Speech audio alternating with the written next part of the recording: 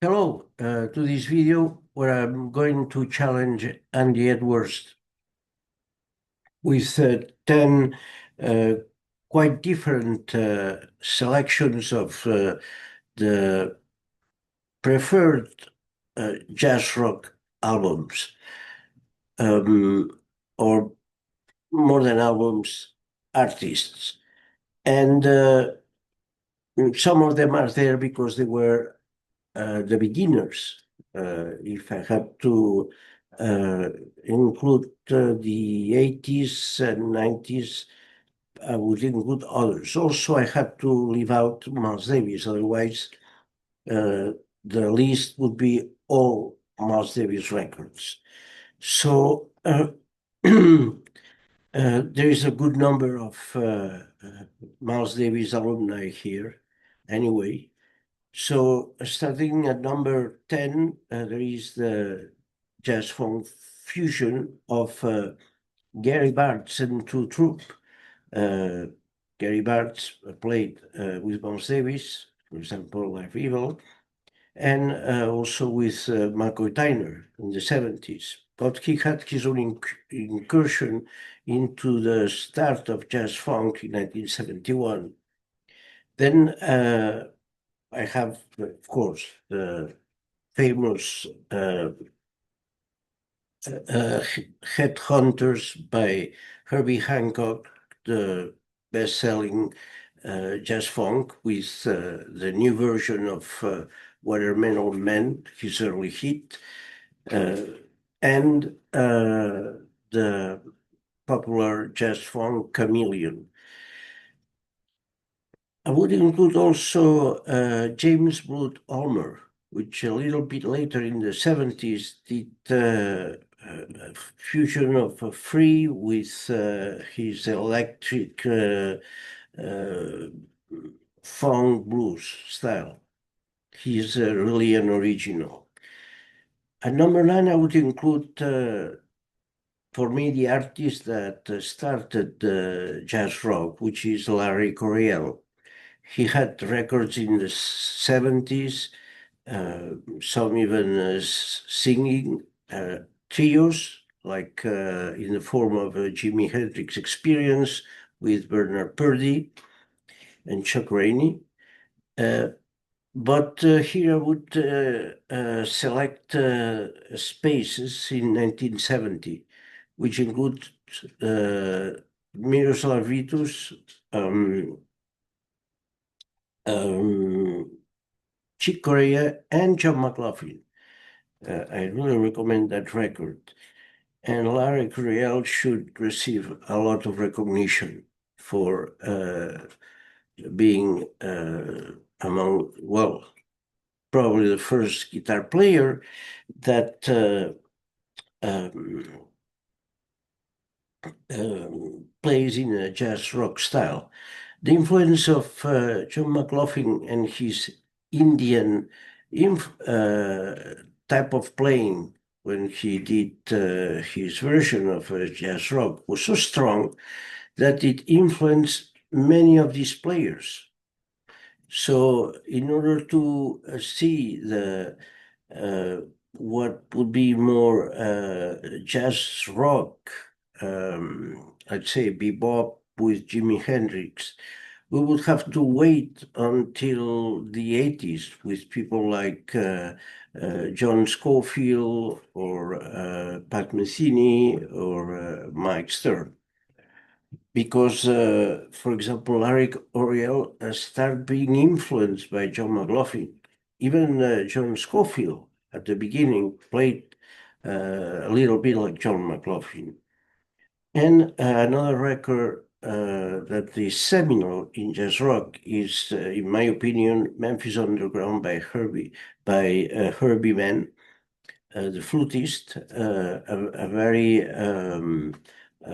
hot type of mixture of R&B, soul, and jazz, electric jazz. And as guitar players, we have the incredible mix of Larry Coryell and Sonny Sharrock. a very impressive contrast in tunes like uh, Hold On, I'm Coming by Sam and Dave.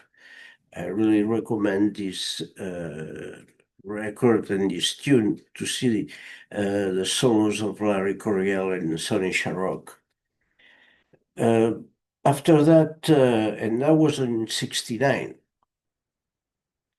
At number 8, I would include Frank Zappa with the Grand Wazoo, um, and the record of George Duke.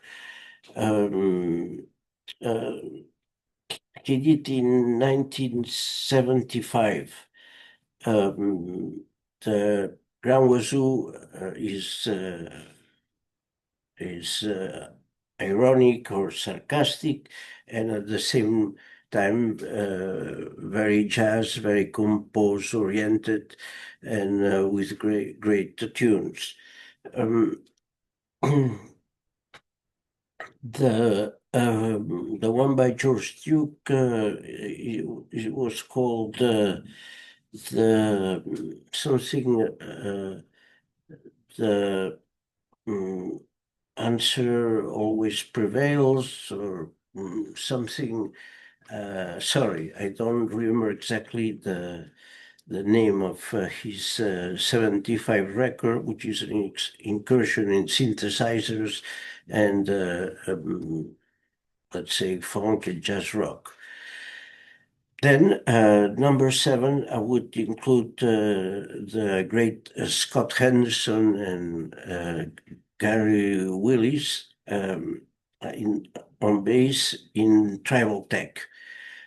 Scott Henderson pushes the guitar to um, incredible levels, like bringing blues, rock, even uh, Van Halen influences his playing, and all with jazz. And he is very unique, intense, emotional, has great dynamics, and virtuoso.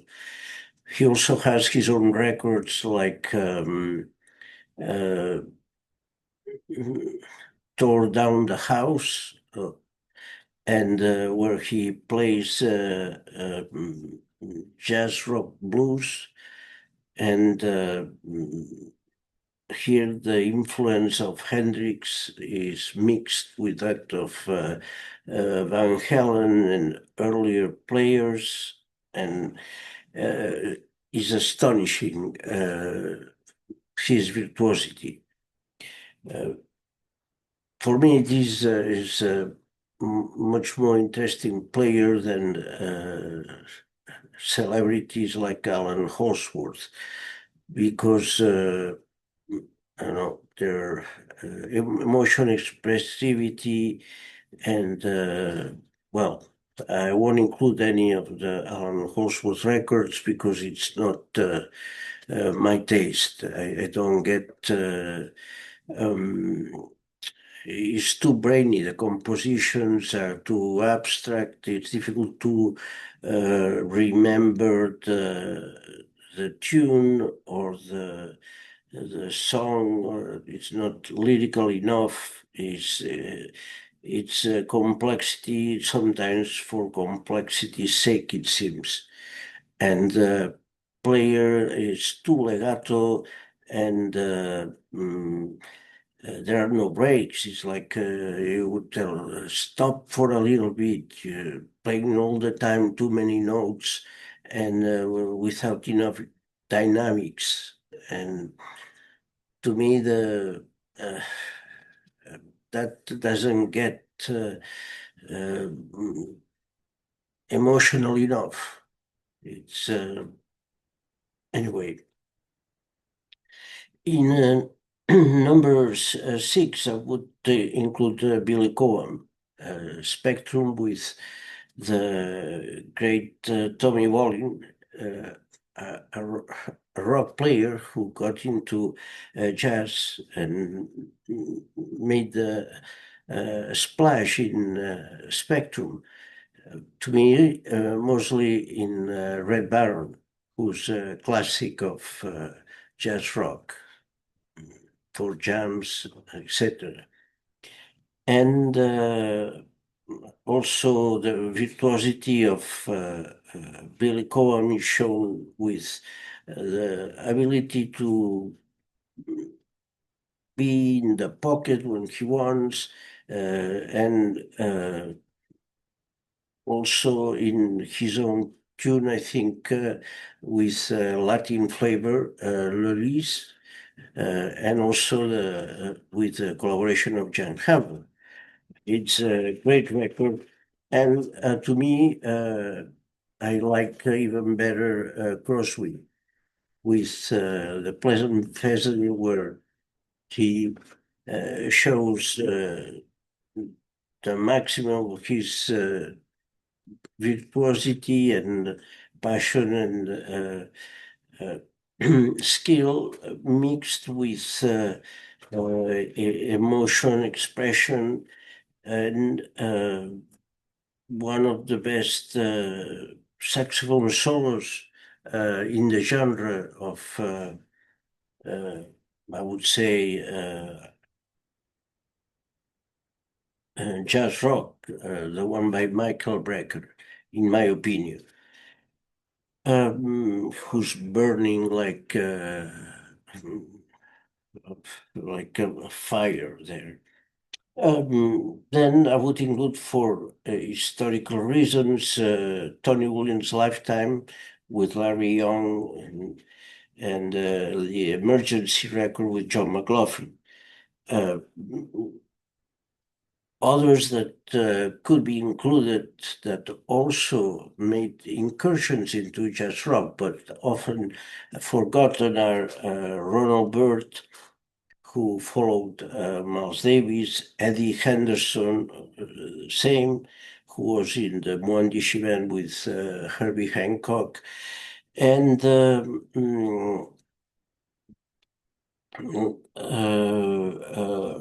the flutist Ronnie Lost. All of them did quite early incursions into jazz rock, and I think should be recognized. Although I don't know their discography well enough to point to specific records. Number 4, I would include the mighty Weather Report. Uh, Here, curiously, my favorite record is Sweet Nighter with Miroslav Vitus, who I love his bass playing, funky, and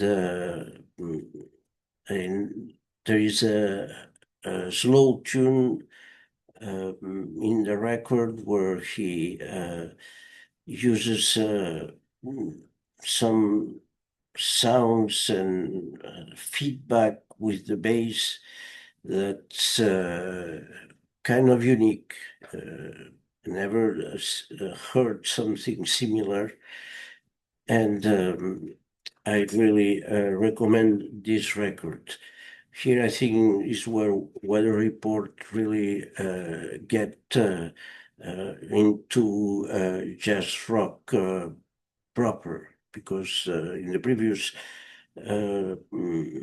record, I think the Body Electric, it's more acoustic. It's but with a Sweet Nighter, they reach this type of style. And also Mysterious Traveler, of course, the genius of Jaco Pastorius in Black Market and Heavy Weather should be recognized as well. Number 3, I would include the forgotten Deodato, who was an electric piano player, composer, band leader from Brazil. And he did some popular records in the 70s that were with his commercial success at the level of the inner mountain flame. When he did also Sprat Zarathustra, for example. His guitar player was amazing. His name is John Tropea. He's not famous anymore, but at the time, he probably was the most popular guitar player other than John McLaughlin in terms of reach into the general public, and could make solos that had Latin flavor and jazz mixed together with rock sound. In a classic, for example, like Bubbles and Beans, well, they are in the record of also Sprat Zarathustra. Then at number 2, I would include Jaco Pastorius, his first record, which is impressive, from Donnelly to Come On, Come Over. He covers all his styles and introduces his own innovations in bass playing. And with him, I would include at the same level Robin Ford, which is the, in my view, best guitar player in fusion, in the sense of coming from blues and then going into jazz, and without losing the bite, punch, expression, and incredible timing and creativity during this process. I would recommend his records with Larry Carlton, the classics, 1979, The Insider Story, Tiger Walk, that was 97, his band, Gene Chi. It's a brilliant band. They had 2 or 3 records with Vinnie Colaiuta and Jimmy Haslip. Jimmy Haslip was also in the Yellow Jackets, a band that Robin Ford was one of the founders of that band, and was the representative of the West Coast jazz rock. So check out the Gene Chi records between 2001 and 2004. And the later collaboration, 2 records of Robin Ford and Bill Evans, the saxophonist, played with John McLaughlin and started with Miles Davis during his comeback. And at the end, I know I ignored Paz Metheny too. I'm not an expert, and it's not my favorite style. But number 1, of course, has to be John McLaughlin, The Inner Mounting Flame, and other records such as Birds of Fire or Visions of the Emerald Beyond, and so many more, because it is very difficult to choose among the rich discography that he has, but definitely with the Mahavishnu Orchestra, he started or was the most influential jazz rock group. So I hope that Least Alternative was interesting, and thanks for listening.